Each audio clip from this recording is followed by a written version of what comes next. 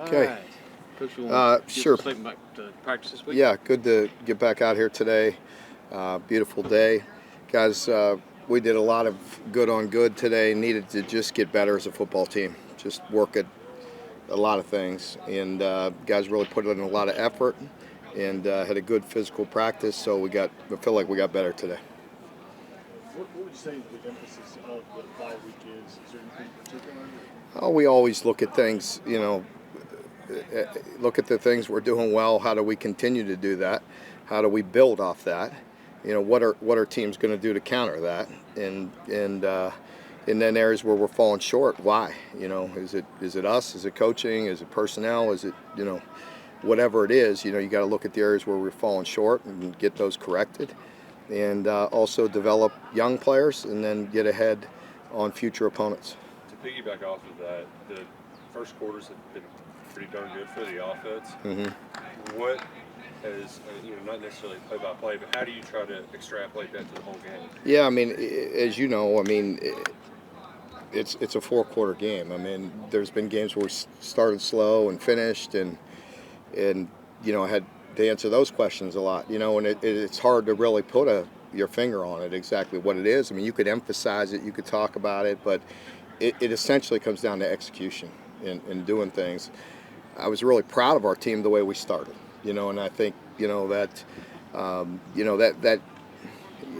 could be times when maybe we're pressing too hard, across the board, and we just got to get out there and play. We got to get better. There's several plays in that game that really change the outcome, and we got to find ways to make those plays. Situational football. How much? We worked on a lot of that today, but yeah, I think that's a fair question and criticism. We have to look at. That's something that we have to look at. We've like penalties. We're I think first in the league last year, and we're last this year. I don't coach much different. We have to execute. We have to keep our composure. We have to coach. And play. And situations the same thing. You've heard me talk many times. You could play the 95% of a game well, but any situation could lose you a game. So we're working some situational football here this week as well. Try to improve. In your experience, you come into a bye week on the losing streak. Mm-hmm. You have to work on confidence and all, or does that just go back to the process? No, I think it's just a lot of that. I think our team, I think it was fair going, after going on the road and taking, the loss like we did at Georgia. I was really proud of the team's response. They weren't very happy with it, and came out and really practiced. We talked about it. It was truthful. And they started fast. We just didn't execute and didn't play well enough, and no excuses. Those are the plays that we have to find and the answers that we have to find. So I like our team's mentality, and I think, we're not perfect, but it's a good group, and they're working really hard, and they want to be better, and so I want them hungry, and looking to improve. In your experience, what kind of refreshment do you see out of the guys after the bye week? What's that? With the time off, how do your guys kind of, in your experience, how do they bounce back? How do they kind of get refreshed after a week off? Well, hopefully they'll get, number one, we'll get healthy. There's a number of guys that there's a long list of players that are injured. That's the biggest thing. And, for us this year, could be different than years past. Right now, for us, there's things, we have to really work on ourselves. We did probably more good on good today and will tomorrow than I have in years past. We just have to become better in certain areas, and also with the situational work as well against each other. So, we're just looking to get better and improve, and of course, try to get ahead a bit too. The good on good, I know, going into the preseason, there was a lot of talk about how well the passing game was playing, Mm-hmm. but it didn't. There's been a lot of inconsistencies in it once the games have started. Has it stayed pretty steady throughout practice, or have there been dips? No, I think it's fair, to look at things. I know Liam was a little upset, not upset because you guys will run with that, but we had a really good practice and then we didn't have a good period. You know what I mean? Like a 2-minute period, maybe, it wasn't to his liking. So, but defensively we've been struggling with that, so that was good to see the defense step up. So, you know, I think it's fair to say that there's some good periods and some bad periods. Last week, you know, I thought we were getting better in the pass game and had some good sessions, and I thought part of that did carry over. Now there is a drop, there is a hole, there's things that are stalling us that are not okay. We got to put it all together. But I really think Devin is close to really playing some really good football, and we have to play really good around him. We got to improve in some areas around him. A lot of hidden yards in the punt Yeah. game that'll kind of come back to bite you, especially last week. Field positions. Yeah, it was big. What sort of things can you do at a midpoint in the season? Punt the ball further. That would help. I mean, there's a lot of things we're doing really well in the coverage game, and that's carrying over. You know, the special teams have been really good in certain areas, but it has hurt us lately. You know, in punting is a factor. You know, and along with penalties. But yeah, there's things. I mean, there's areas where we need to improve, but you know, I've also liked a big portion of the special teams. I like the way they're playing. After the game, Liam said holding penalties, guys are getting beat up. Is that what the film showed? One of them for sure. Yeah. How do you correct that? Well, Get beat up? it was movement, you know, and so, you know, movement has hurt us this year. You've heard me talking about it, you know, with some different, you know, looks. You're going to get movement all the time. Those old linemen, you get closer to the football, stuff happens fast. And I think there were some change-ups that we just weren't in good position. One of them, we got caught up on a foot and weren't in great position, didn't have a great base. There's just a variety of things, but, you know, we got to get better. You know, you can't have it. You know, that one penalty just that you're talking about, I mean, drastically changed field position.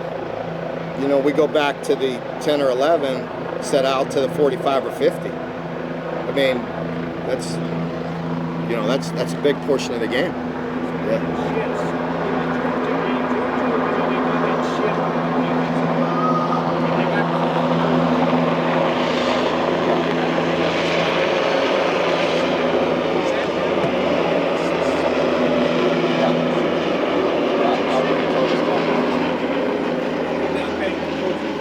Hold on a minute, Lonnie. I got to answer this one. Wait until your rod gets out of here. Hold on one second. I'm going to answer this one first.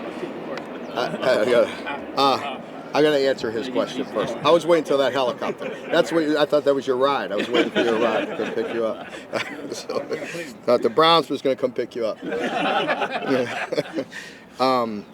Yeah, you asked about the movement. It was called on Georgia against us for a delay of game, and you saw it in a different game. So what you're allowed to make move calls from the second level. So, but you can't walk up if it's a second level player, a linebacker. You can't walk up into the line and over exaggerate that. In that particular case, I can't tell you. I don't know exactly what he thought, but I know in critical moments that has, like, we were aware of that, and I believe he thought that the defensive end, because he made a drastic movement and he may have made the sound. It can't come from that level. So if you're playing nose guard, you can't make any move calls or anything because it's simulating the snap. Is that something that coaches have told the officials? Hey, watch, that they're not calling from that. It was a big point of emphasis a year ago, and still is. I think we're all trying to adapt to it and make sure we handle it better. But I think you could see it in our stadiums across this league, how difficult that is if you're an away team. You know, and you got these move calls and everything, and you're waiting, you know what I mean, for the clap or certain signals. It's tough across the board. I mean, all of us, you know. Is there anything you Sorry. point to that perhaps makes the end of first half better? Yeah, I mean, one thing is emphasizing it, like I mentioned, like working on it more, and we did today, and we're going to work it again tomorrow. You know, and you know, yeah, I mean, we need to do a better job. We need to work it, and even defensively, it's a good for us because, as you know, our next opponent plays with that pace, and our team is pretty good when we get our cleats in the ground. When our cleats aren't in the ground, we're not as good, and that's, a lot of people, and we need to work on that sense of urgency and execute better in those situations. We have before, but yeah, it's sticking up and sticking out a little bit this year, and we need to improve. And so we'll work on it this week too. Your teams have always, it seems, responded to challenges, and maybe it's the chip on the shoulder attitude kind of thing. Does that manifest itself at all with the penalties, you think? Maybe over-aggression? Well,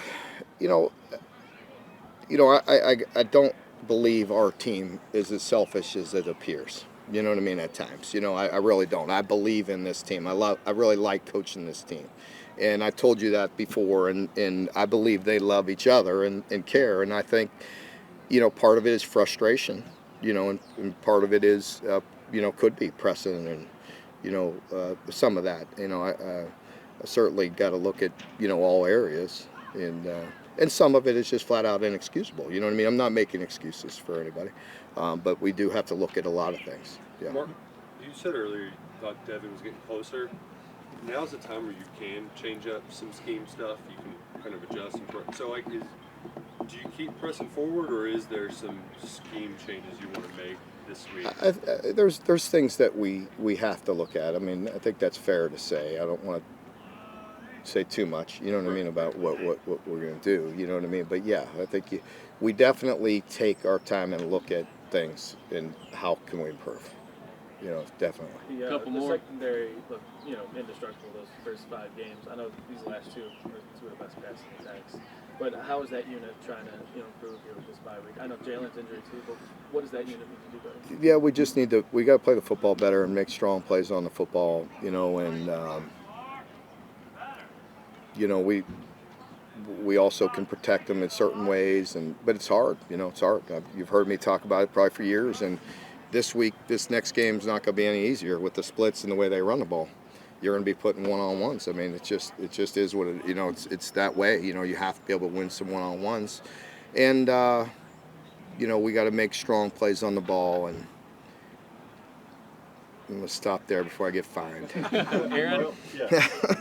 Mark, last year, Barry on some of those quick passes was really good at making guys miss that with catch. I know he got injured before the season. He's banged up again. Are the injuries kind of limiting the missed tackles, or is it defenses adjusting? I think it hasn't helped, with Barry on. And again, I don't, Barry On's the type of player. I don't need to make an excuse for him. He's a good, really great player, and probably been a little frustrated, and he hasn't been 100%, and I think that hurts with practice. His top, all of it, the timing.